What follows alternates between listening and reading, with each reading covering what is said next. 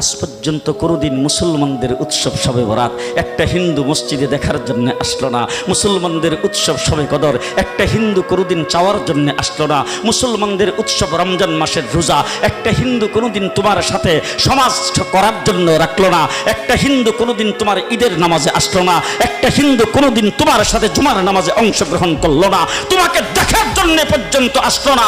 তার কারণ হলো হিন্দুরা মনে করে এটা মুসলমানের উৎসব, আর তুমি মুসলমান হইয়া হিন্দুর দুর্গা পূজায় কিভাবে গেলা?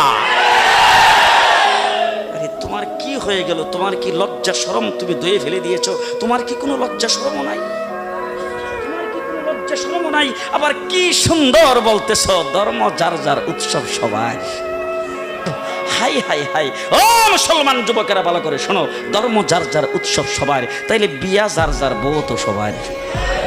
জি, বিয়ে যার যার বউ সবার, পুষ্কুনি যার যার মাস সবার, গাছ যার যার ফল সবার, ক্ষেত যার যার ফসল সবার, দোকান যার যার মাল সবার। এখন ঘুমাইছে কি কথা বলেন না কেন?